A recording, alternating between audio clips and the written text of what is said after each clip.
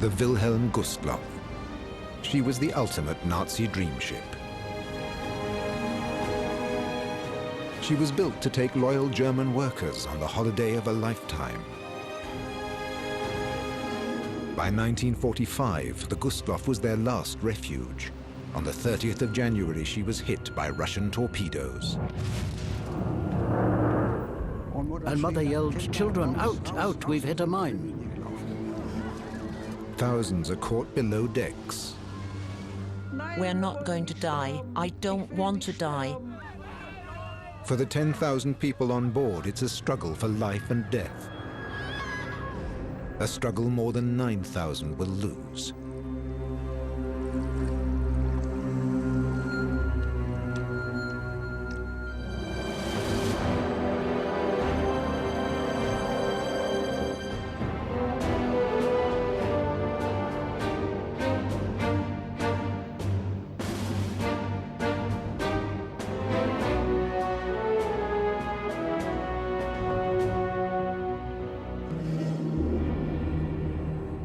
The story of the Gustloff had begun 2 weeks earlier, in January 1945. It is the calm before the storm, when it is still possible to hope. One woman said, "But our Führer won't allow the Russians into our beautiful East Prussia." We hoped right to the end. It was so unimaginable to just leave everything, to just go.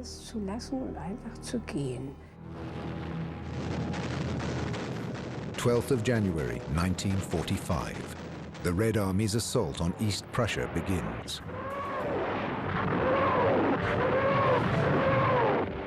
For the Germans, this battle is already lost, and their generals know it. If you look at the Eastern Army Group's plans, they had no idea what to do. They had far too little equipment, they had no petrol, they had too few weapons, the soldiers were exhausted, and basically they knew that when the Russians attacked, they would make big operational breakthroughs. The world's biggest land army is advancing along a 1,500-kilometer front, deep into Germany's East Prussian provinces. They have absolute superiority. And they want revenge. An eye for an eye, a life for a life. Deep inside, each of us only had that one thought. They couldn't expect sympathy from us. No way, no, no, no. They came to us with a sword, now they will die by the sword. These are the pictures the Red Army soldiers carry with them. 3 years of German brutality in their Russian homeland. Murder and destruction on a scale never seen before.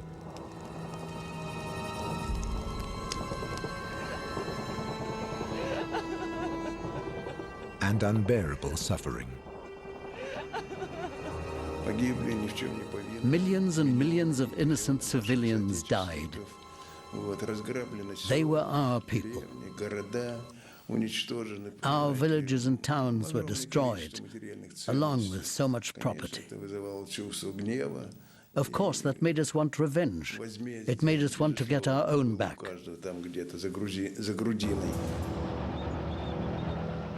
Now German towns are burning.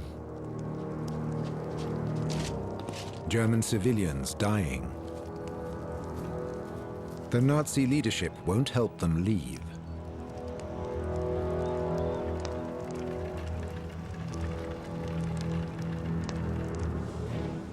These pictures are deceptive. Only a lucky few get their ticket west.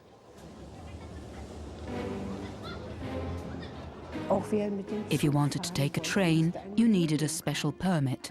Trains are there to carry guns. You can ride when victory comes. That was written up at every station. The Nazi in charge of East Prussia is Erich Koch. He refuses to allow civilians to leave. He plays the caring father figure for the cameras. He'll be one of the first to save his own skin. Most often it was the party leaders who fled first, without giving the order to evacuate.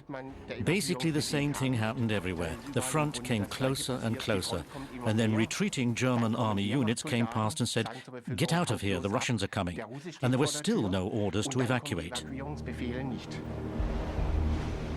Waiting can be fatal.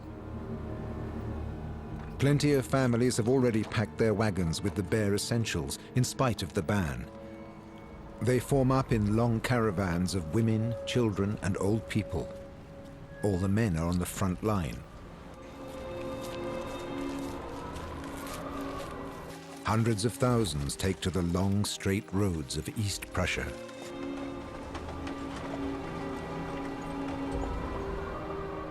Many of them are on their way to the Wilhelm Gustloff.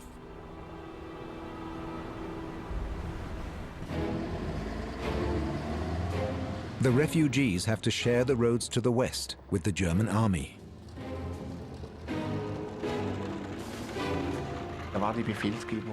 The orders were clear. The wagons had to get off the roads. The generals commanding army groups and individual armies passed the order down the line.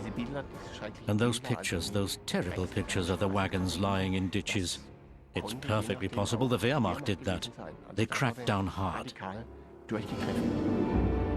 The Red Army are approaching the Baltic, cutting off East Prussia from the rest of Germany.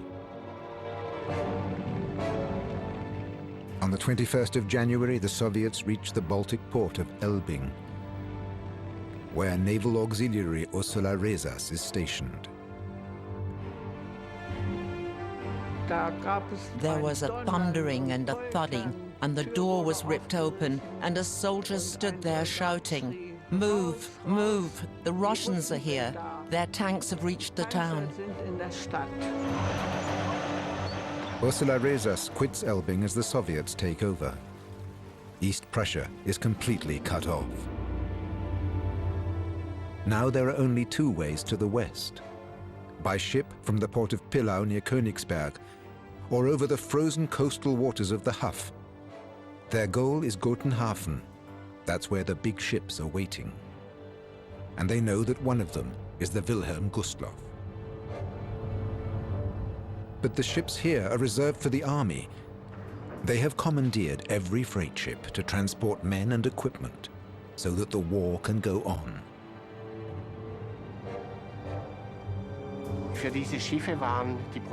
This was how a ship's load was allocated: 40% for the wounded, 40% military equipment, 20% refugees. The military had absolute priority. And it wasn't about saving refugees. That was what you might call coincidental. It was improvised. You took refugees along if you happened to have the space. The Wilhelm Gustloff is the Nazis' dream ship. Since 1940, it's been a floating barracks, a U-boat training school.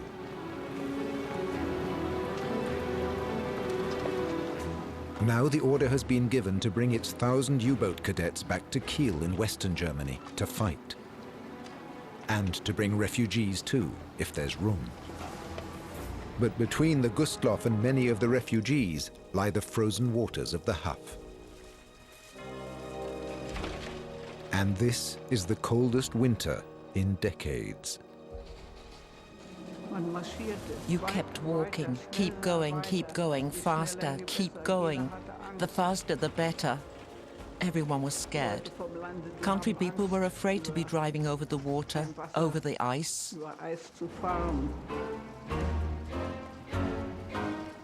Many wagons do fall through the ice. No one stops to help. No one can help.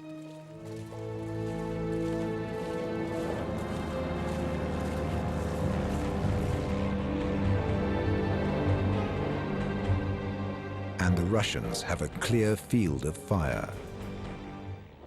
There were more refugees than you could count, and we attacked them from our planes. On the Huff, on the sandbar of the Nerum, close to Königsberg, It was just a massacre. God knows how many people were killed. Tens of thousands of people were crossing the ice. It was impossible to miss them.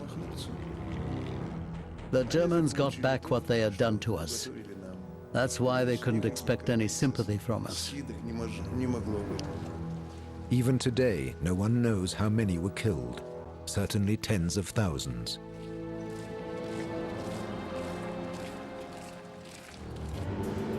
And the Russian tanks are close behind.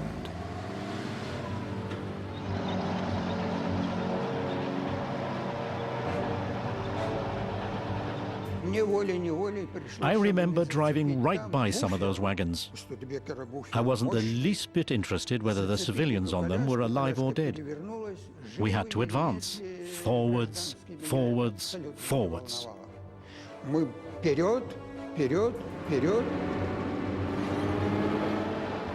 Russian tanks overtake the stragglers on the trek.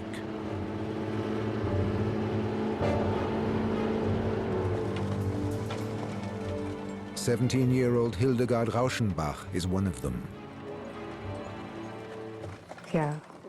And that first night, I became acquainted with these people. I said to my mother, "Mama, I don't want to live through another night like that."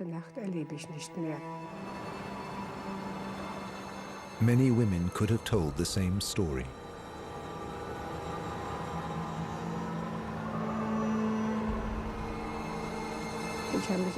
I hid in the straw, and they started stabbing with pitchforks. And I pretended to be ill, as though I was going to be sick. And then 3 or 4 came in, and one pointed a pistol at me. I said, "Shoot me, shoot me."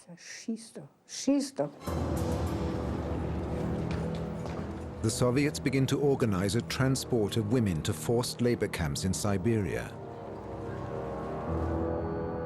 Hildegard Rauschenbach is rounded up. And then the interpreter said to me, "Officer, ask you, you want to stay with him? Then when soldiers go, you go back to Mama, Papa, or to Siberia?" And without a moment's thought, I answered, "To Siberia."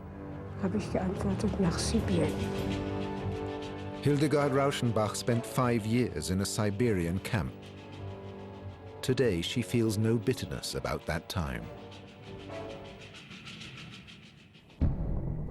Königsberg, capital of East Prussia. The Nazis declare it a fortress city. With most of the army gone, teenagers and old men will defend it to the death.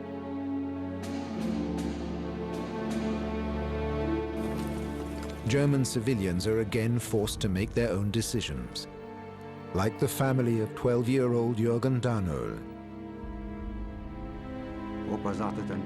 Granddad said, "They've made Königsberg a fortress city. Out, out. We have to make sure we get out of here to Pillau, to see if we can get a ship." So we set off. Come on, children, come on. 40 kilometers on foot, 20 degrees below zero. Anyone who couldn't go on sat down in the ditch beside the road.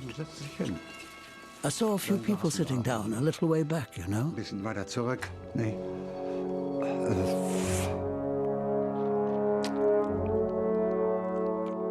And you wondered, what are they doing there? They've got to get up. They're already all white. And at some point, God had taken pity on them, and he'd sent this great shroud. This is the port of Pillau. The last few small boats leave from here to Gotenhafen. The people were just standing there. Then Mother yelled, "I have 4 children and my father." Then they had to let us on. The others had to stay behind. It's a freezing overnight trip from Pillau to Gotenhafen.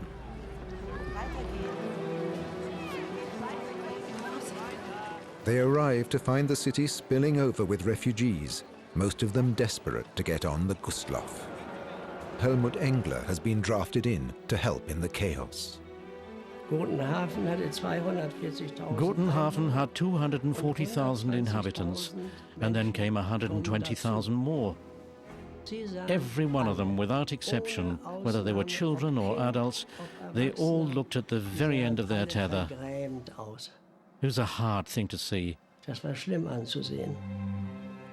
In this situation, it's the children who are suffering most.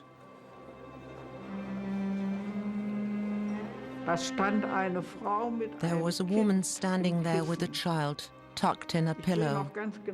I can still see it quite clearly. She was holding the pillow around the child. The child was dead, but the woman didn't see that. She kept looking at this child. It was dead, but she held it in her arms. It was her child. To the waiting people, the Wilhelm Gustloff